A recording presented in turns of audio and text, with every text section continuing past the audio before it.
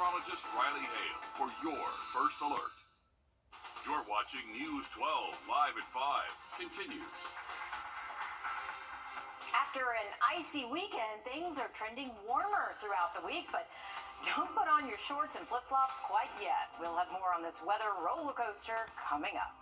But first, the point in time count is going on right now. That's where over the next 7 days and the next 2 weeks, volunteers and city workers will learn how many people in our community are experiencing homelessness and provide them resources and care. This brings together multiple Augusta nonprofits and other groups. Our Craig Allison joins us now outside the Salvation Army Center of Hope. And Craig, what's going on right now? Garden City Rescue Mission, the Augusta Rescue Mission, and the Salvation Army here are all currently doing their in-shelter counts and getting ready for the point-in-time count later tonight. 80 to 100 volunteers with officials are expected to hit the streets later tonight to learn how many people are experiencing homelessness in our community. Now, inside of the Center for Hope, Bethany Trapp with the Marion Barnes Assessment and Referral Center says 500 prep kits have been put together for tonight's count in the streets, and 100 extra bags were donated by Warren Baptist Church. It takes a village because getting the count right can lead to grant dollars from the state that can come back and help out our local community. There's always more people, and even in this time when we're seeing inflation rising and the cost of just your regular groceries or gas, that kind of stuff is really putting a strain on the everyday human who is just trying to make ends meet. And so this funding, it goes a really long way. We probably need more than what we even get, but it's just to basically help us keep the lights on. And all new on News 12 at 6 o'clock, we'll also hear from the Marshal's Office and Commissioner Sean Frantum on what we can expect heading into tonight. All right. Thanks, Craig. It'll be interesting to see if the numbers are bigger, smaller than last year, and, of course, how much money we're able to get. Absolutely. We know you stay on top of this for us, Craig. Thanks. And to weather now, you're taking a live look outside over Beach Island here. Are you tired of the cold yet? Yes. Yes. Go away, cold. Well, if you are, I'll tell you how I feel about it. You're just willing it away at this point. I just do not like it. I do not. I know it.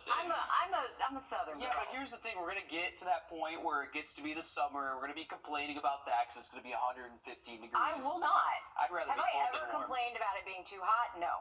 All right, I'm keeping notes this so time. would you prefer 29 degrees or 99 degrees? 99 degrees. 29. 100 times. Yes. No. 99 degrees. Absolutely not. Yes. I don't know. Easier to warm up than it is to cool down. Yeah, absolutely, it is. I'm more of a summer person, though, Will, so I'm kind of on Mayor's side on this. But we got something pretty cool happening tonight. So we have had 12 nights. Tim's heading our way in just about 10 minutes. Thanks, Riley. We're learning more tonight about an exchange between a suspect and a Richmond County deputy that led to shots fired. This all happened yesterday evening after deputies say they were called to a home on Damascus Road for a report of gunshots.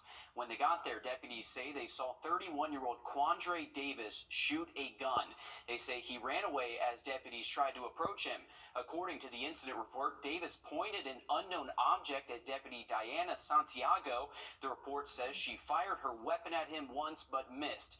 Davis was arrested moments later. Now Davis faces several charges, including aggravated assault on a police officer, as well as possession of a firearm by a convicted felon.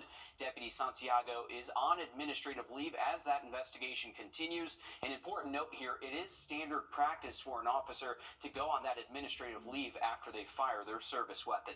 A local nonprofit now has a huge infusion of cash to help folks with disabilities in our area. Today, a $75,000 check was presented to the Wrecking Group. The money the organization offers recreational opportunities. It will help people with disabilities across our area. Things like programs in the arts, music, bowling, gymnastics, and more. This will take the 16 programs that we already have and make them grow even more so we can get more individuals to participate and make them sustainable for future generations. The group serves more than 200 people as young as 6, all the way up to 88 years old. All new on News 12 at 6 o'clock, we hear from the family who's writing the check and why they are donating. The days of pencil and paper testing are coming to a close. This year, the SAT and PSAT are going digital. Richmond County is holding an information session tomorrow night to help parents understand what this means for your kids and how they will take the test. The district-wide information night will be live streamed on the Richmond County Board of Education's website. It will start at 6 p.m. tomorrow evening. The United States Postal Service chooses Atlanta as the first city for their new electric vehicle rollout. But today, lawmakers took an opportunity to address other issues with the visiting Postmaster General. Concerns over missing mail across the state and what the top official plans to do about it. Abby Kasoris has more. U.S. Postmaster General Wrdw choosing this shipping and delivery center in South Atlanta as a spot to launch a new initiative, electrifying their fleet and reducing carbon emissions. And as you can see, those are not gas pumps that are hooked up to those vehicles. They're electric charging stations. U.S. Postmaster Wrdw says the postal fleet is over 30 years old and needs to be replaced. They're investing over $3 billion for electric delivery trucks, building 130 sites like this one with more than 12,000 charging stations.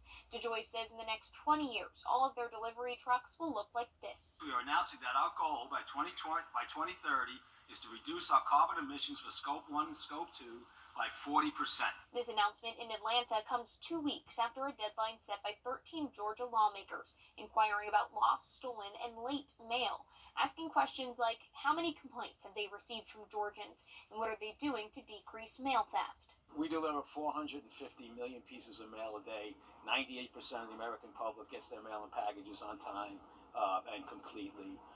We do have 2% that get there a little late, and we do have, when conducting transactions across half the planet with 650,000 people delivered to 165 million addresses, we have some issues, and some people blow them out of proportion. Congressman Mike Collins sent us this statement.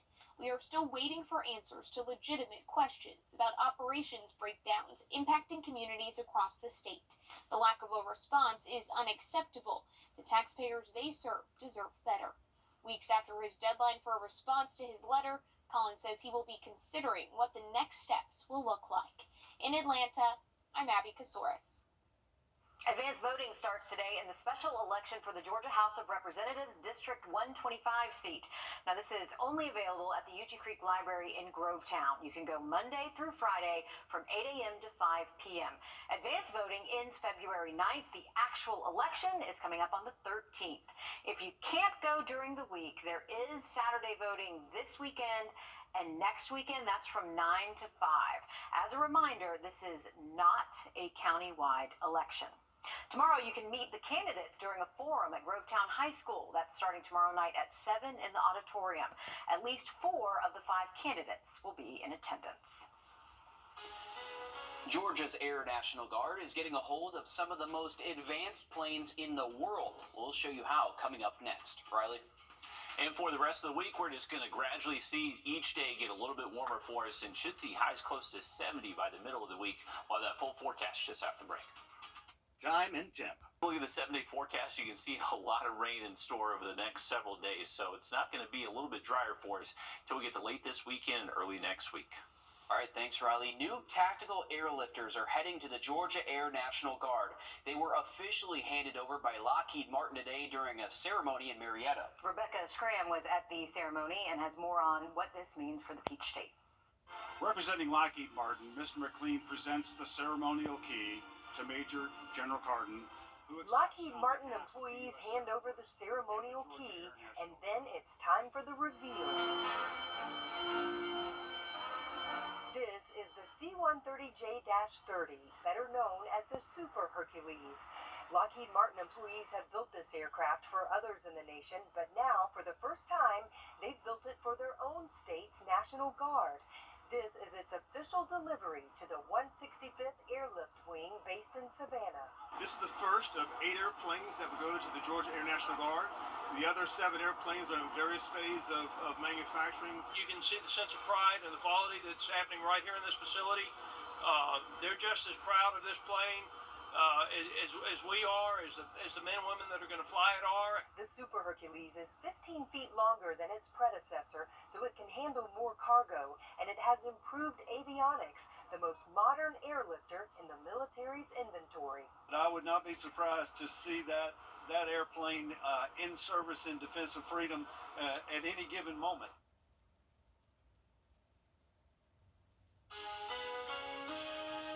If you love to read, or if that's one of your New Year's resolutions to read more, there's an app you have to have. I'm Jamie Tucker. Coming up, a smartphone app that brings your entire public library to your device. First Alert Radar, powered by Jim Hudson Automotive Group. When you've been hurt, our First Alert commitment to you is the power of 5 meteorologists, all the tools, the latest technology, and the first team of 5 meteorologists. News 12's First Alert Weather on your side. All lines. Okay, there's an app for pretty much everything, including one that can save you a trip to the library. Our consumer tech reporter Jamie Tucker says it's a must-have for people who read audiobooks. What the Tech, sponsored by Augusta Preparatory Day School. Well, dedicated library patrons probably already know about this app called Libby. It allows you to check out books from your local public library and download them on your device. If it has been a while since you've visited a library, Libby may help you rediscover a love for stories. You'll need a library card from your local library, and if you don't have one, the app will help you sign up. You'll be connected to all of the ebooks available for checkout there. You can search for author, subject, theme, or reading level, and there are lots of popular books for kids. Just like the public library, books are organized to make browsing easier.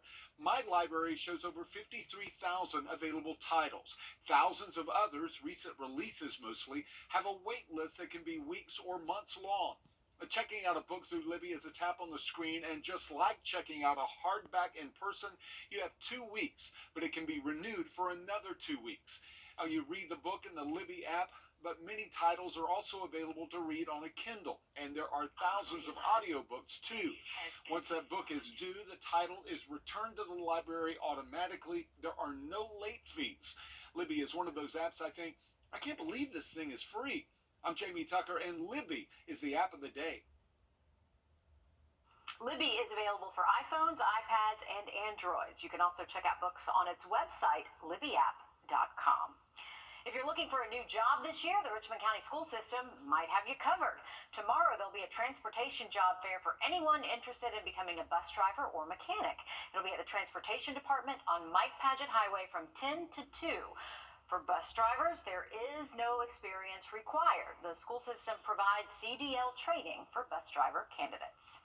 The Grovetown boys basketball team is about 2 years removed from winning the state championship, and they're on a roll right now. They are. News 12 Sports Director Dan Booth joins us now with the latest on the Warriors, who are hitting their stride and carrying torch. Sometimes in sports, it's not always about who the best team is. It's about who's playing the best when it matters the most. The Grovetown Warriors are getting hot at the right time, winning 9 of 10, riding an 8-game winning streak, and are currently unbeaten in region play. Between Alabama commit Darion Reed transferring, multiple key seniors who are a part of that state championship winning team graduating, and a couple of transfers coming in, these Warriors look a lot different than they have in recent years, but make no mistake, that winning mentality is still the same.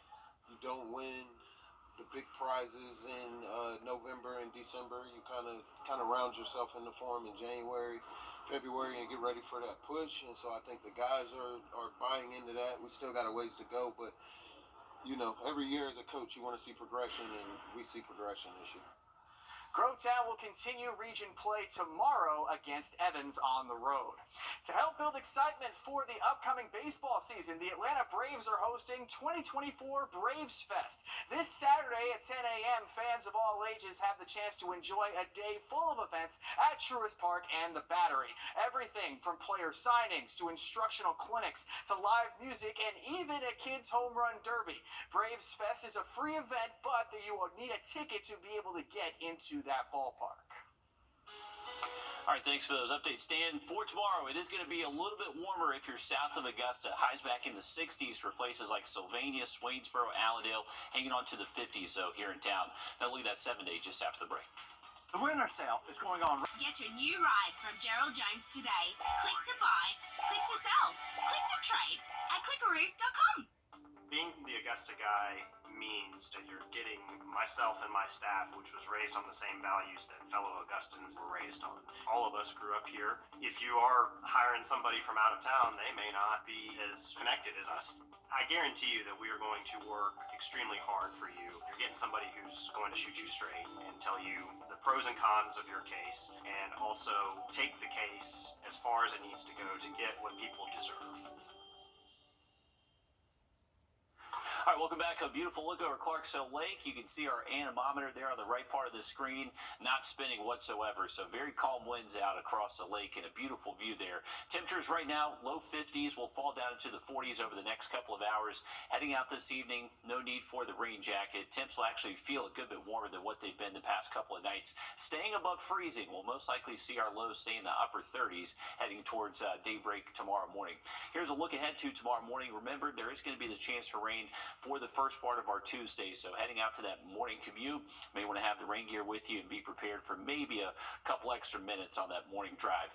By around midday, most of that moisture is out of here. We're mostly dry tomorrow afternoon, but hanging on to cloudy skies, and temps will be in the 50s for areas in the northern CS, raise 60s south of the interstate tomorrow. Wednesday's going to be warmer, waking up in the 50s. Afternoon highs could get close to 70 degrees in a few spots. There is going to be the opportunity for a little bit heavier rainfall during the day Wednesday, but still expecting coverage to remain very scattered, not going to be necessarily too widespread. We're only getting warmer by Thursday. Morning temps in the 60s and afternoon highs will definitely be hitting the 70s as we head late to the day Thursday afternoon. There will be the opportunity for storms Thursday, Friday, and Saturday, so just make sure you're keeping it here for those updates. Right now, it doesn't look like severe weather late into the week. All right, thanks, Riley. Stick with us. We have more news, weather, and sports coming up after a short break on News 12 at 6 o'clock.